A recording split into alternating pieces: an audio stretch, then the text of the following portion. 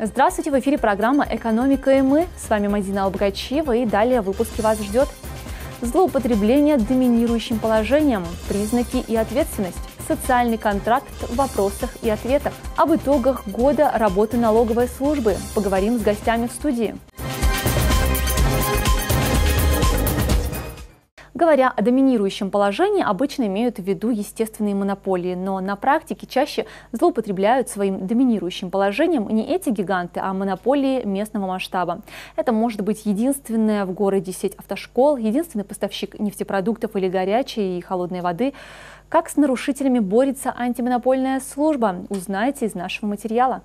Ежегодно в России и за рубежом множество компаний, в частности крупных корпораций, попадают в число ответчиков по антимонопольным делам. Всему виной злоупотребление доминирующим положением на рынке. В 2017 году американскую компанию Google оштрафовали почти на 2,5 миллиарда евро за осуществление экспансии на смежные рынки и злоупотребление своим доминирующим положением. Решение было принято Еврокомиссией. Спустя 12 месяцев ситуация повторилась. Счета корпорации опустили уже на 4 с лишним миллиарда евро. Ей вменили навязывание антиконкурентных условий производителю Android и мобильным операторам с целью обеспечить максимально широкое использование поисковиков Google. Это не единственный пример, при том, что мировые гиганты могут себе позволить комплаенс-программы и консультантов, которые рассказывают про все подводные камни. Сложность во многом исходит из самой нормы о злоупотреблении доминирующим положением, хотя со стороны она выглядит довольно ясно и понятно. В управление поступают жалобы от индивидуальных предпринимателей, например, на злоупотребление хост-субъектом своим доминирующим положением. К примеру, поступила жалоба от РТРС, РТПЦ на действия генерального подрядчика, которые выразились в ограничении потребления электроэнергии. В ходе рассмотрения дела было выявлено, что данное действие не обосновано. Ингушэнерго не придерживалась данного, так сказать, барьера и превысила норму. По итогам проведения проверки было возбуждено дело о нарушении антимонопольного законодательства и вынесен штраф в размере 1 миллиона рублей. Соответственно, генподрядчик воспользовался своим законным правом обжаловать данное решение и постановление. Однако все 3 судебные инстанции поддержали данное постановление, и в настоящий момент штраф оплачен. Согласно статье 10 Закона о защите конкуренции, запрещаются действия, бездействия, занимающего доминирующее положение хозяйствующего объекта, результатом которого являются или могут являться недопущение, ограничение, устранение конкуренции или ущемление интересов других лиц в сфере предпринимательской деятельности либо неопределенного круга потребителей. Чтобы вменить нарушение, необходимо наличие 3 элементов. Первое. Нужно доказать наличие доминирующего положения. Злоупотребление может состоять, например, в отказе от заключения договора, и здесь это и переходной чертой является именно наличие доминирующего положения. Если этот статус не относится к субъекту, он имеет право отказаться от заключения договора, потому что здесь вступает в действие принцип свободы договора. Второй элемент – сам факт злоупотребления своим положением. Третий элемент – это наступление или возможность наступления последствий злоупотребления. Наконец, когда уже ясно, что есть нарушение, необходимо доказать причинно-следственные связи между действием и последствиями, которые наступили или могли наступить. Это 4-й элемент. Установить, занимает лицо доминирующее положение на рынке или нет, можно через количественные и качественные характеристики. Количественные характеристики определяются долей на рынке. Здесь законодатели вводят несколько презумпций о том, какие пороговые значения являются показательными. Так, если хозяйствующий субъект занимает долю на рынке свыше 50%, он доминант. Если доля на рынке не превышает 35%, доминирующего положения нет. Есть и другие презумпции, которые устанавливает законодатель. Если хозяйствующий субъект – субъект естественной монополии, то он занимает доминирующее положение. Компания, которая владеет физическое лицо или юрлицо, не может занимать доминирующее положение, если выручка от реализации товаров за последний календарный год такого хозяйствующего субъекта не превышает 400 миллионов рублей. Исключение. Группа лиц, финансовая организация, субъект естественной монополии, если в составе учредителя или участников есть юрлицо, либо если в уставном капитале имеется доля России, субъекта России, муниципального округа. Что касается качественных характеристик, их всего 3, и для установления доминирующего положения достаточно доказать 1 элемент. Первая качественная характеристика – возможность оказывать решающее влияние на общие условия обращения товара на рынке, на цену, ее дифференциация для разных потребителей, создание дефицита и так далее. Второе условие – возможность устранить с товарного рынка других хозяйствующих субъектов. Тактики могут быть абсолютно разные. Например, монопольно низкая цена, чтобы конкурент разорился, а вы остались на рынке единственным производителем. Последнее условие предполагает наличие возможности затруднять доступ на товарный рынок другим хозяйствующим субъектам. Например, это может быть случай, когда производитель работает с покупателями только на основании долгосрочных договоров с условием об эксклюзивности. Крайне важно понимать, что определение доминирующего положения никак не связано с долей хозяйствующего субъекта на этом рынке. Такой презумпции лучше не допускать. Ну что ж, друзья, продолжается наша программа. В студию к нам присоединились гости. Это Апиев Магомед, начальник аналитического отдела управления Федеральной налоговой службы по Республике Ингушетия, и Муталиев Магомед, начальник отдела регистрации и учета налогоплательщиков управления Федеральной налоговой службы по Республике Ингушетия. Здравствуйте, рада видеть вас сегодня в нашей студии. Ну что ж, и вот первый вопрос у меня к вам. Магомед, расскажите, пожалуйста, по всей стране шла реорганизация налоговых органов. Она завершилась? И если да, то как сейчас работает управление? Управление Федеральной налоговой службы по Республике Ингушетия доводит до сведения граждан Республики Ингушетия, что в соответствии с приказом Федеральной налоговой службы России от 16 февраля 2021 года с 23 августа 2021 года оптимизирована структура налоговых органов Республики Ингушетия. То есть межрайонные инспекции номер 1, номер 2, номер 3 прекратили свою деятельность путем реорганизации в форме присоединения к Управлению Федеральной налоговой службы. Управление Федеральной налоговой службы является правопреемником вышеуказанных реорганизованных территориальных налоговых органов в отношении задач, функций, прав, обязанностей и иных вопросов. Хотелось бы отметить, что прием налогоплательщиков осуществляется в прежних режимах и в тех же операционных залах, действующих на данный момент. Это город Назрань, проспект Базоркина, 28, город Сунджа, это улица Энгельса, 50, и город Малгобек, улица Асканова, 2А. Реорганизация у нас закончилась благополучно. Для чего она нужна была и вообще что дала эта реорганизация? Ну, это как бы своего рода трансформация в области налогообложения, то есть оптимизация. Потихоньку мы все переходим на электронное взаимодействие, будь то с налогоплательщиками или с другими ведомствами. В данном случае хотелось бы отметить, чтобы налогоплательщики, граждане республики, обращались в многофункциональные центры Республики Ингушетия. Практически они у нас находятся в каждом населенном пункте. У нас работает и действуют функции по предоставлению государственных услуг в части регистрации юридических лиц, индивидуальных предпринимателей, получения ИНН и получения сведений о наличии, отсутствии задолженности налогоплательщиков. Завершается год, и вот к вам у меня вопрос, Магомед. Расскажите, пожалуйста, вот за 11 месяцев уходящего года сколько было поступлений в бюджет? Значит, за 11 месяцев текущего года налоговые органы мобилизовали 9,5 миллиардов рублей, что на 600 миллионов рублей больше или на 7% больше, чем за аналогичный период прошлого года. Если рассматривать региональный бюджет, то мы мобилизовали 3,7 миллиардов рублей с темпом роста 108%. Если рассматривать ожидаемое поступление налоговых доходов до конца года, то мы ожидаем всего около 11 миллиардов рублей, что на 3% больше, чем за факт 2020 года. Из них региональный бюджет мы ожидаем 4,5 миллиарда рублей, что более чем 300 миллионов больше, чем за аналогичный период прошлого года. Магомед, скажите, а вот какие налоги приносят больший доход в бюджет региона? Больше доходов приносят такие налоги, как налог на доходы физических лиц, налог на прибыль, налог на имущество организации и упрощенная система налогообложения. А вот какие налоги у нас как-то вот проблематично, да, вот собрать их? Ну, проблематично у нас налоги, которые уплачивают физические лица, потому что там это связано с целым комплексом проблем. Но вместе с тем мы принимаем все меры, чтобы обеспечить поступление этих налогов и стремимся обеспечить темпы роста ежегодно. Ну, ведь скажите, а какие электронные услуги оказывает налоговая служба? Ну, на данный момент налоговая служба оказывает практически все нами оказываемые услуги в части представления государственных сведений из госреестров, вот именно вот в части регистрации индивидуального предпринимателя.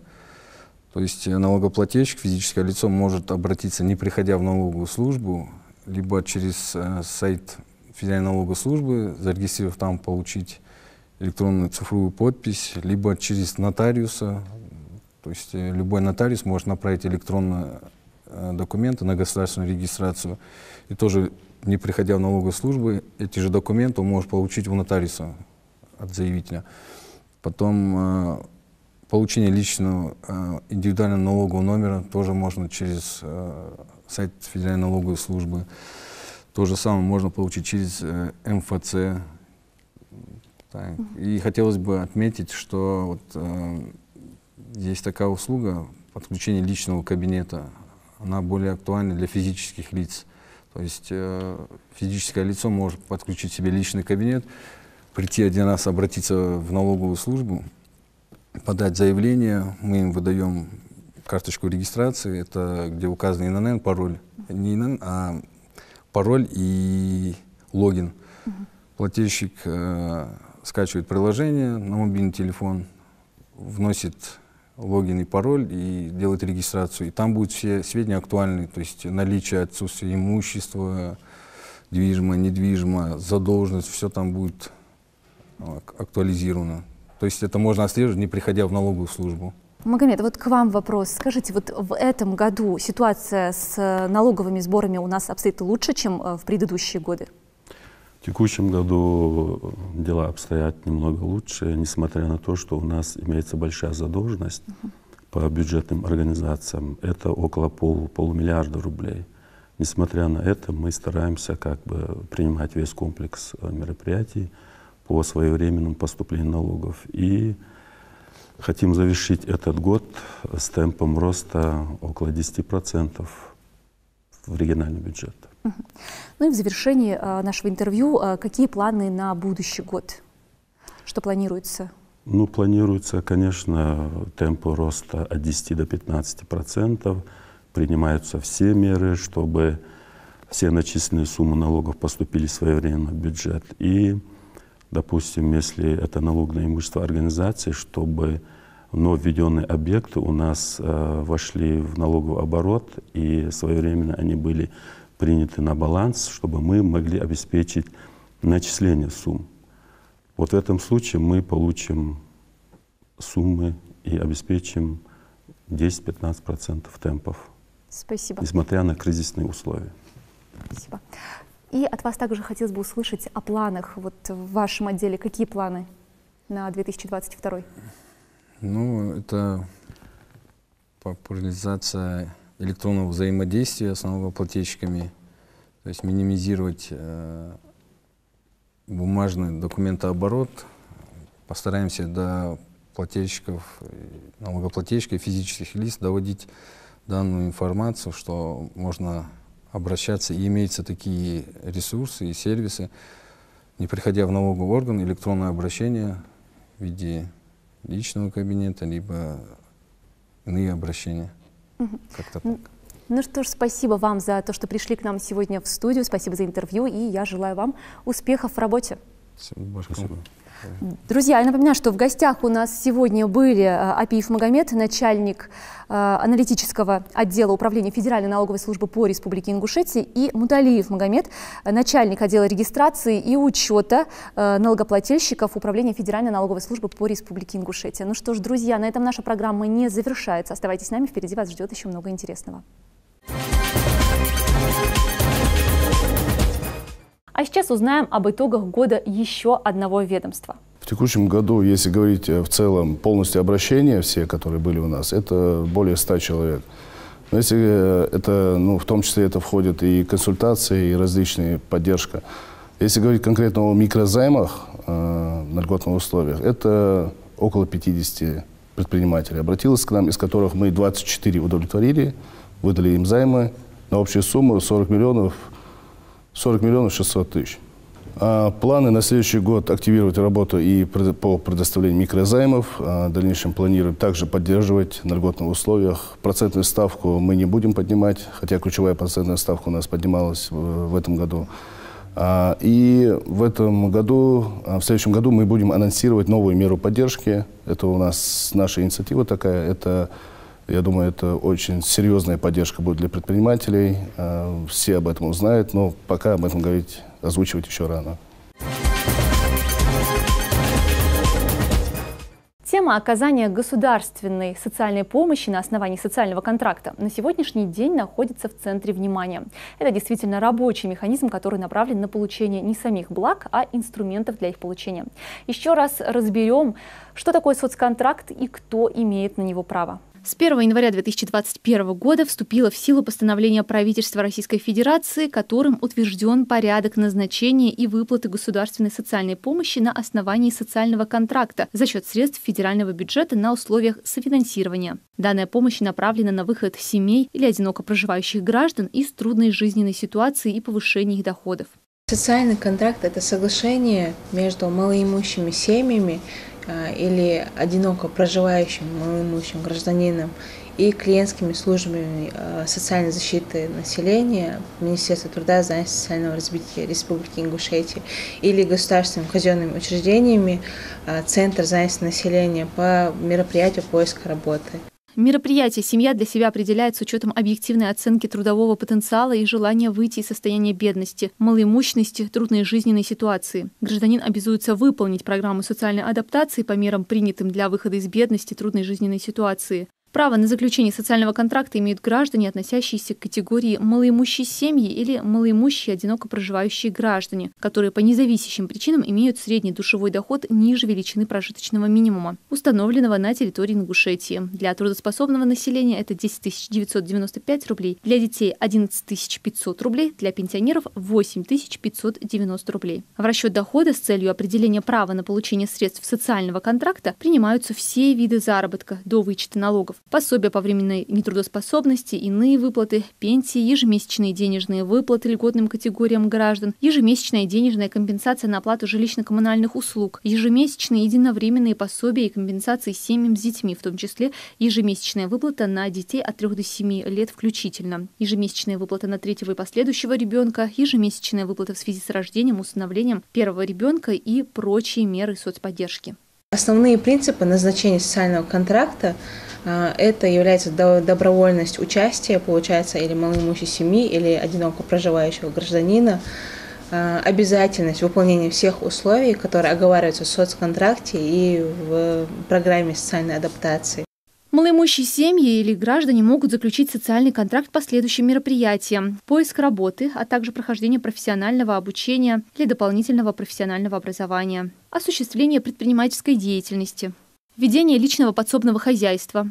Иные мероприятия направлены на преодоление гражданином трудной жизненной ситуации, то есть мероприятия, направленные на оказание государственной социальной помощи в целях удовлетворения текущих потребностей граждан в приобретении товаров первой необходимости, одежды, обуви, лекарственных препаратов, товаров для ведения личного подсобного хозяйства, в лечении, профилактическом медицинском осмотре в целях стимулирования ведения здорового образа жизни, а также для обеспечения потребностей семей в товарах и услугах дошкольного и школьного образования. В этом году заключили социальные контракты 3496 семей в общем количестве за 2021 год. В этом году уже у нас идет уже освоение всех лимитов. В рамках оказания государственной соцпомощи на основании социального контракта гражданин, с которым заключен социальный контракт, обязан ежемесячно представлять в орган социальной защиты населения документы, подтверждающие факт выполнения гражданином мероприятий программы социальной адаптации, о целевом использовании выделенных денежных средств. Уведомить орган социальной защиты населения в течение 3 рабочих дней о досрочном прекращении выполнения мероприятий программы социальной адаптации, трудовой деятельности, предпринимательской деятельности и ведения личного подсобного хозяйства в период действия социального контракта. Представлять по запросу органа социальной защиты населения информацию об условиях жизни гражданина или семьи гражданина в течение 12 месяцев со дня окончания срока действия социального контракта. В этом 2021 году у нас лимит по осуществлению индивидуальной предпринимательской деятельности и по ведению личного подсобного хозяйства у нас было 100 тысяч. Опять же, это исходя из того, на что, получается, семья или вот одиноко проживающий человек хотят взять эти деньги, какой бизнес, что они хотят развивать, во что вложить. Исходя из этого уже устанавливается сумма, но лимит 100 тысяч. Те, кто хотят заключить социальный контракт в этом году, так как у нас уже идет освоение уже всех лимитов, пусть обращаются уже со следующего года, с 22-го. В течение 12 месяцев со дня окончания действия социального контракта ежемесячно проводится мониторинг результата предоставления социального контракта, осуществление гражданином трудовой деятельности, осуществление гражданином предпринимательской деятельности, ведение личного подсобного хозяйства, факт ухудшения материально-бытового состояния гражданина. По итогам оценки эффективности реализации социального контракта и мониторинга результата предоставления социального контракта определяется право гражданина на повторное обращение за назначением социальной помощи на основании социального контракта. Ну что ж, друзья, на этом выпуск программы «Экономика» и мы подошел к концу. Я с вами прощаюсь. Всего доброго. До встречи.